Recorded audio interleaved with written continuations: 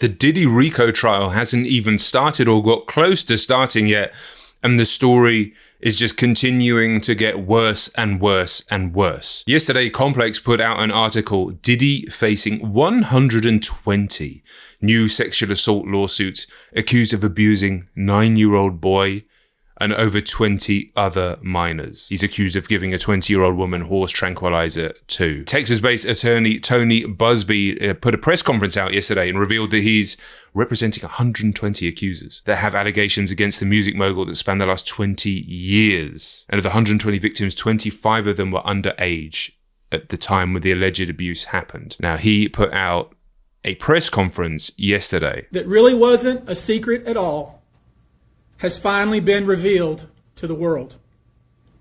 The wall of silence has now been broken, and victims are coming forward.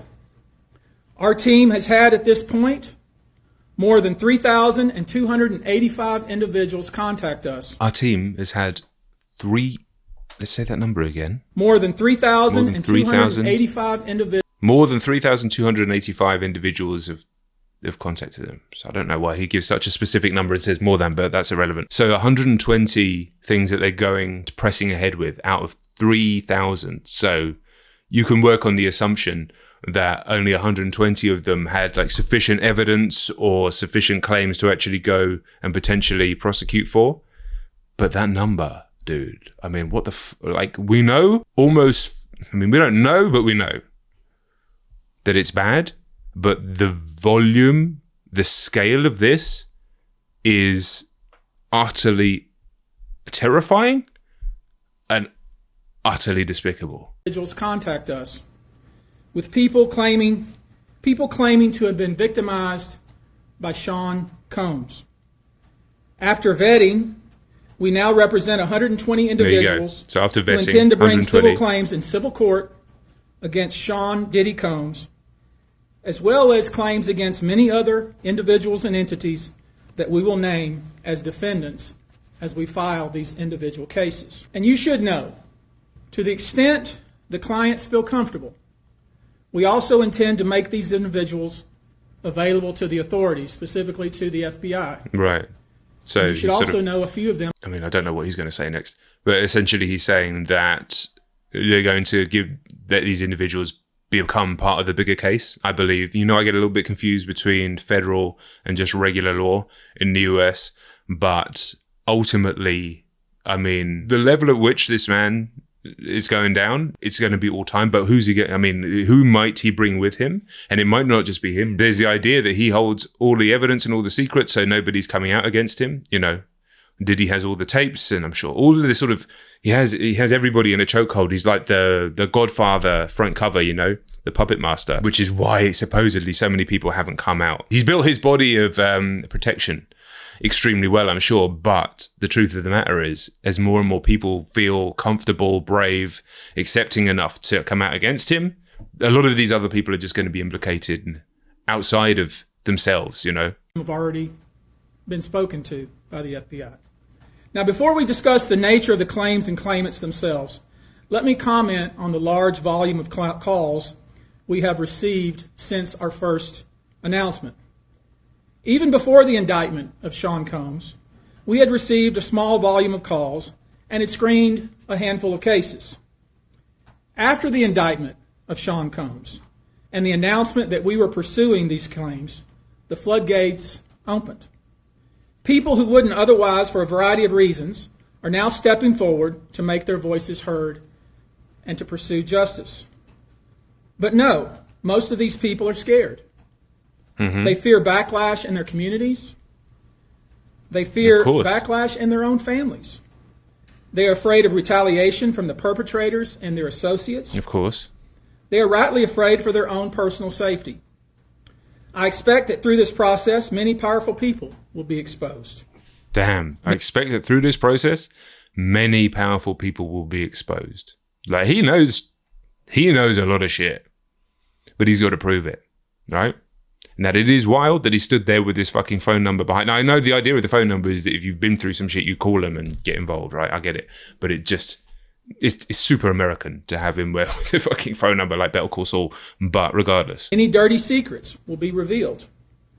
We know what we are potentially up against. And as is always the case in situations like this when a celebrity is involved, people can be downright mean and nasty.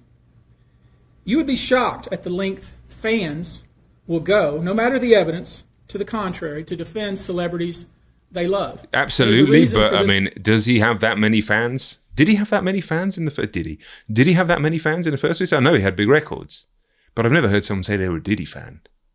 Definitely not now. Word fans, they're fanatics. I've personally already been threatened multiple times on social media, and when I agreed to pursue this, I expected as much. This isn't my first rodeo. But victims who step forward to have their voices heard should not be subjected to that kind of conduct. Of course. They should not be targeted. I want to say this, and I want to be clear about it.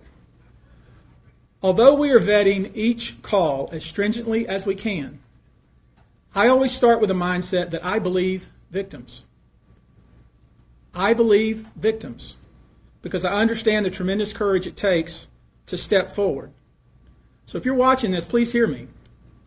If you're out there and you have been victimized, you are not alone. We will expose the enablers who enabled this conduct behind closed doors, says Busby. We will pursue this matter no matter who the evidence implicates. Like, my man is not holding back. According to Busby, the youngest victims of Diddy's alleged abuse are 9, 14 and 15. Many of the victims were located in California, Georgia, Florida and New York, but the others scattered about the country. And obviously, some of the charges that have been put against Diddy, some of the main ones are about moving.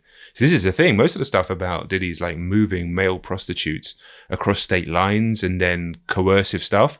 It's not quite the same as this stuff. So in the case of the 9-year-old boy, Busby claims that he, like others who went to auditions for Diddy, was abused by the music mogul and others who promised that he would get a record deal. An accusation from a 20-year-old who was drugged with horse tranquilizer. It all involves some sort of drug.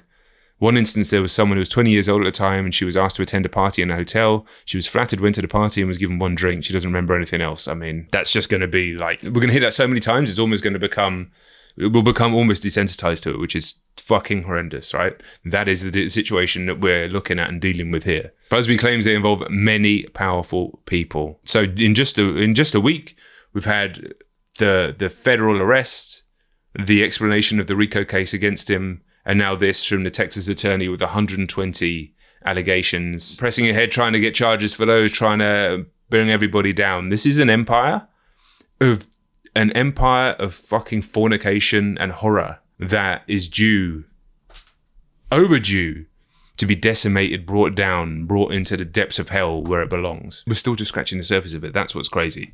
That is what's crazy. So yeah, strap in, mate. It is going to be a wild fucking ride. Obviously, the trial itself is not going to be public as it's a RICO trial.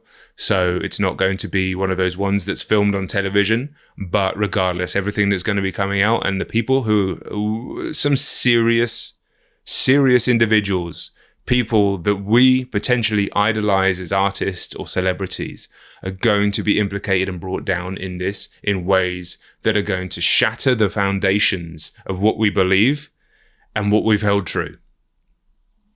Strap in, mate. Strap in.